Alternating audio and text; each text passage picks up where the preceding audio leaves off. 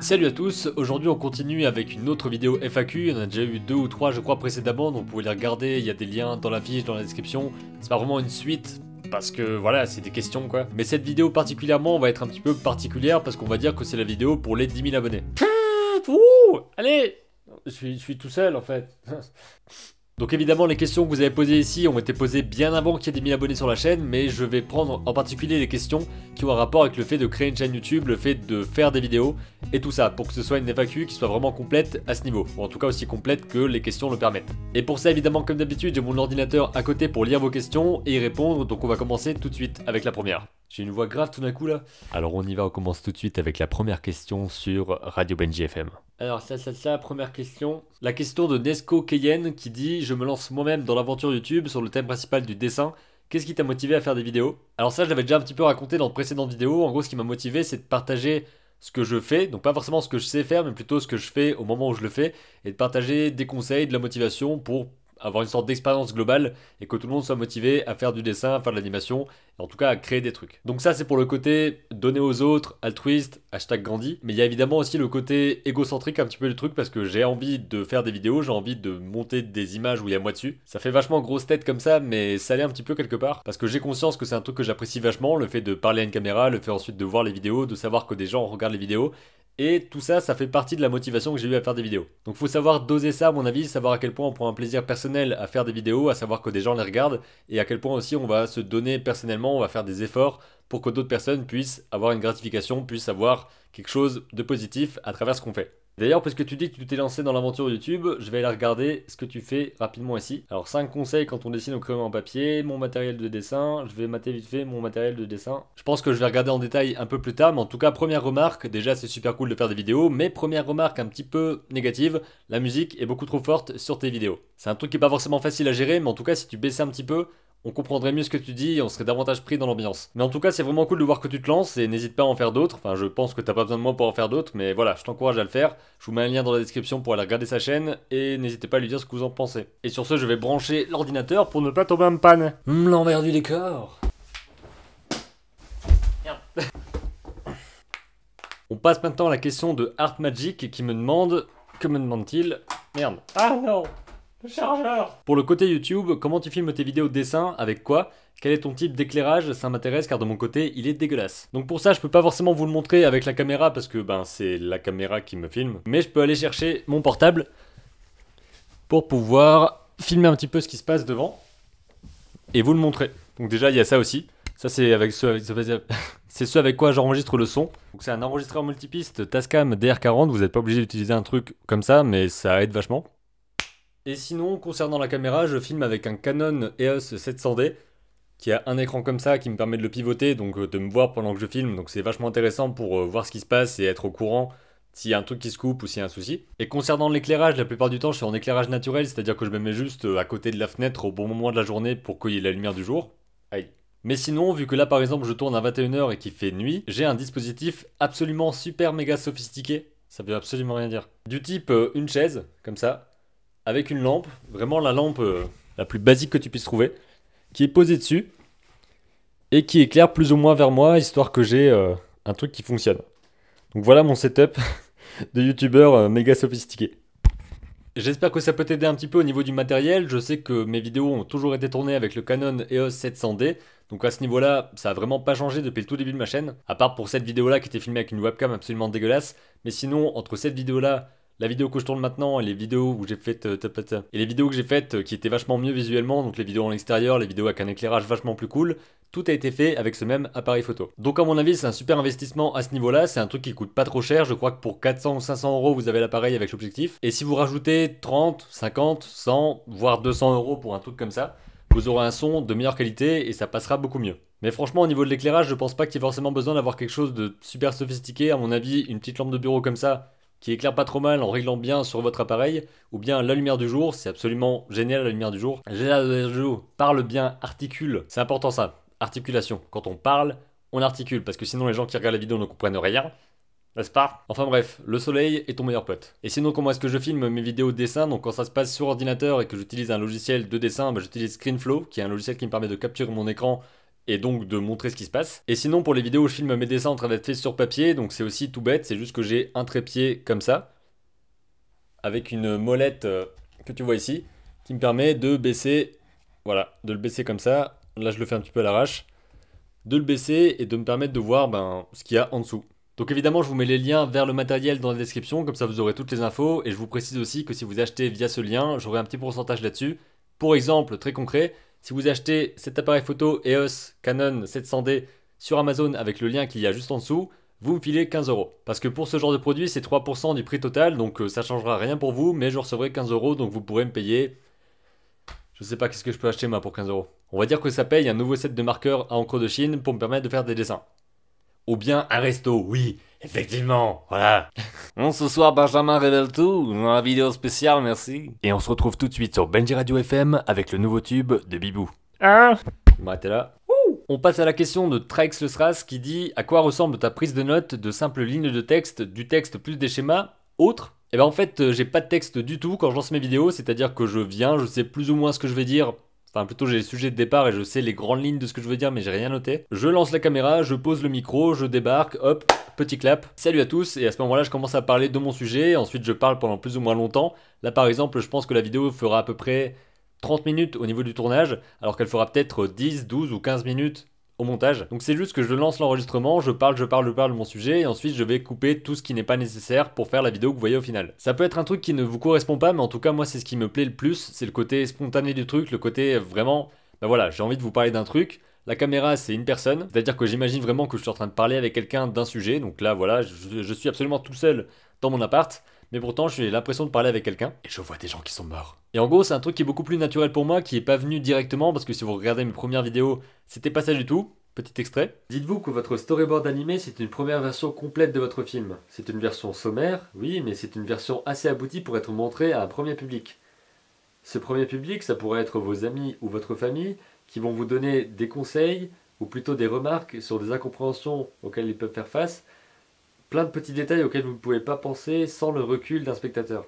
Voilà, donc vous voyez que petit à petit, j'ai commencé à m'améliorer à ce niveau-là, j'ai commencé à prendre plus d'assurance et à me dire, ok, tu parles comme dans la vraie vie et ça passe à ou ou. Non, je me suis pas dit ça comme ça, mais presque. Donc si vous souhaitez aussi faire des vidéos, il y a plusieurs solutions, soit vous préparez vraiment des trucs extrêmement détaillés, vous avez un vrai texte et vous faites un jeu d'acteur par au-dessus quelque part, soit vous faites ce que je fais moi, c'est-à-dire de juste parler d'un sujet qui vous intéresse et que les mots viennent comme ça. Soit vous faites l'entre-deux, c'est-à-dire que vous avez un petit texte avec des lignes directrices, histoire de vous dire, ok, grand 1, petit 2, machin, une sorte de prise de notes, qui vous permettra de vous y retrouver, et ça c'est davantage utile lorsque vous avez quelque chose d'important à dire, dans le sens où vous avez besoin de structurer votre propos. Qui n'est pas forcément le cas sur mes vidéos, parce que je pars un petit peu en freestyle, et c'est comme ça que je préfère le faire. Que je préfère le faire.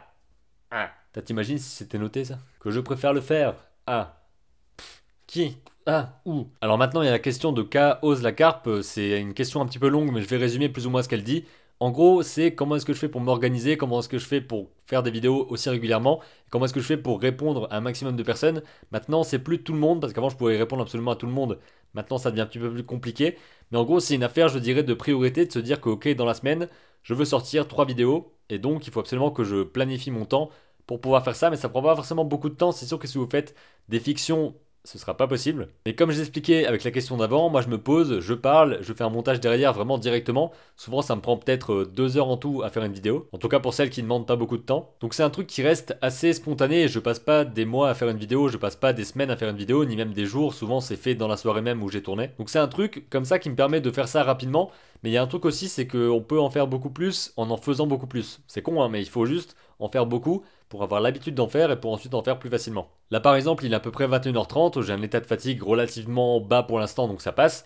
Donc je suis juste là en train de vous parler et puis ça me plaît bien, j'ai un sujet déjà abordé. Enfin plutôt j'ai un sujet qui est déjà préparé et puis j'ai juste à lire des questions et y répondre, donc c'est un petit peu un format qui est vachement simple à faire pour moi. Et sinon pour le fait de répondre à plein de gens, c'est juste que j'aime bien l'interaction et j'ai aussi envie de faire ça, enfin c'est justement pour ça que je suis sur internet et que je suis pas sur un format où il n'y aurait pas d'interaction. Parce que vous pouvez m'envoyer des choses sur Snapchat, bonsoir, sur Instagram, bonsoir, dans les commentaires ici, sur Facebook, et la plupart du temps je vais vous répondre, soit en texte, soit en photo, soit en vidéo rigolote.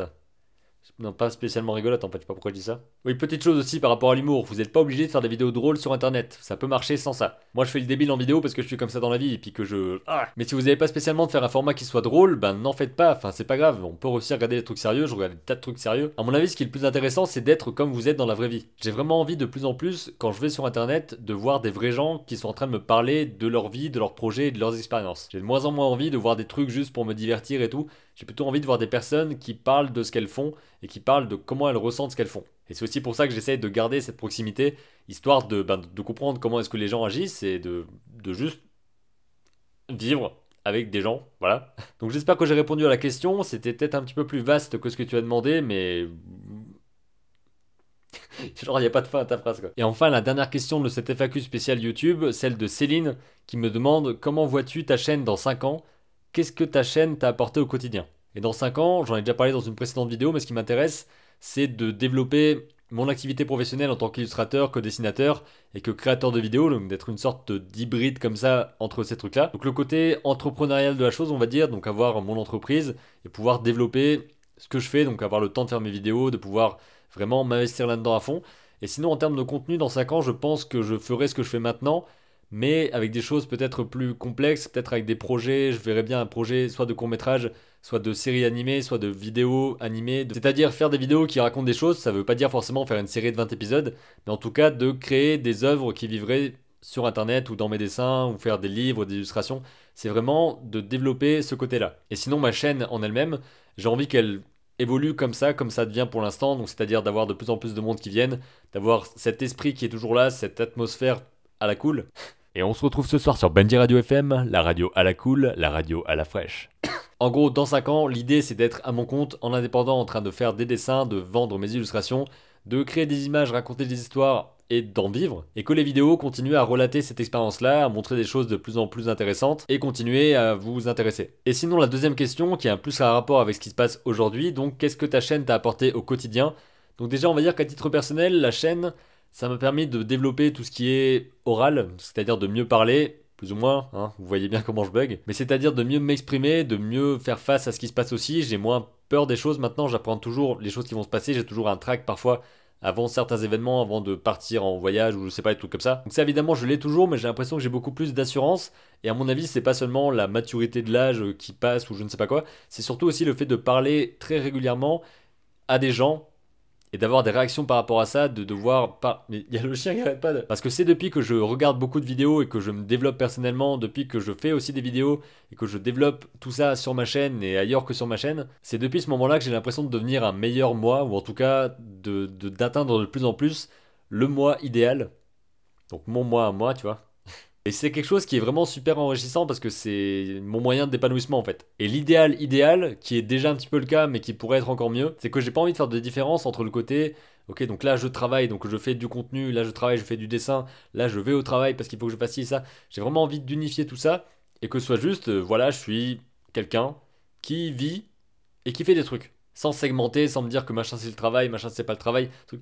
Vraiment juste vivre des expériences. C'est vraiment ça l'idée. Et sinon, au quotidien, cette chaîne, ça m'a apporté de temps en temps des personnes qui me reconnaissent et qui me disent qu'elles apprécient mon travail. Parce que je pense que s'il y en a qui me reconnaissent et qui apprécient pas, ils vont pas me le dire. Genre dans la rue, personne va aller me dire hey, toi en fait, je te connais, t'es un connard, hein? En tout cas, ça m'est jamais arrivé pour l'instant. Et tout simplement, la chaîne m'a aussi permis de développer une sorte d'autodiscipline de l'extrême qui me permet de pas forcément dessiner tous les jours, mais en tout cas, au niveau vidéo, je suis vraiment super discipliné. C'est devenu tellement une habitude et tout, c'est un truc qui est entré dans mon quotidien.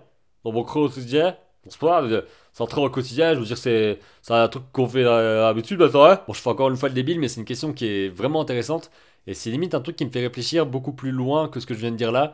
Il y aurait certainement plein d'autres discussions à faire par rapport à ça, plein d'autres réponses à donner, mais je pense que je vais m'arrêter là pour cette vidéo aussi, que je commence à fatiguer finalement aussi un petit peu. J'espère que ces questions et ces réponses vous auront aidé à y voir un petit peu plus clair déjà sur ce qui se passe sur cette chaîne ici, mais surtout que ça aura pu vous donner quelques idées pour lancer votre propre chaîne. Surtout, à mon avis, le mieux, c'est de rester qui vous êtes, genre dans la vraie vie, et juste de partager ça de la meilleure façon possible. Donc, parce qu'évidemment, quand vous allez commencer à faire des vidéos, ça va pas forcément être évident parce que vous serez pas naturel face à la caméra. Mais à partir du moment où vous pourrez tomber devant la caméra en vous en foutant, que vous pourrez parler mal et que c'est pas grave, que vous pourrez juste être comme vous êtes en vrai, à ce moment-là, je pense qu'il y a un truc beaucoup plus fort qui se passe dans la vidéo qui fait qu'on a vraiment l'impression de connaître la personne derrière. Et c'est quelque chose qui m'intéresse vachement. Avec ce format de vidéo, ce format de vlog d'artiste, on va dire. On va appeler ça comme ça. C'est un truc aussi marrant d'ailleurs, c'est que les gens n'arrivent pas trop à définir ma chaîne parfois. C'est genre, enfin, c'est pas une chaîne de tuto, c'est pas une chaîne de... Enfin, tu fais quoi en fait? Donc d'ailleurs, je vais finir là-dessus. Parce que j'ai déjà dit que j'allais finir là-dessus tout à l'heure, mais là, je vais finir vraiment sur un truc. Comment est-ce que vous définiriez ma chaîne et qu'est-ce qu'elle vous apporte et qu'est-ce que vous aimeriez voir de plus dessus? Donc en gros, ça fait 3 questions. Comment est-ce que vous définissez ma chaîne? Qu'est-ce que vous aimez sur ma chaîne? Et qu'est-ce que vous aimeriez voir sur ma chaîne? Vous pouvez aller dans les commentaires pour répondre à ces 3 questions-là. Ça m'intéresse d'avoir votre avis là-dessus. Peut-être que ça pourra changer la façon dont je vois les choses. Peut-être qu'il y aura juste une petite phrase qui va faire un déclic et qui va peut-être changer ce qui se passe. Et en tout cas, j'ai hâte de voir vos réactions par rapport à tout ça. De mon côté, comme je l'ai dit, je vais aller me reposer un petit peu. Je vous dis à très bientôt pour une prochaine vidéo. Merci à tous parce qu'on est 10 000 et que c'est beaucoup 10 000 quand même. Je vous dis à très bientôt pour une prochaine vidéo. Et d'ici là, comme d'habitude, créez vos images et racontez vos histoires.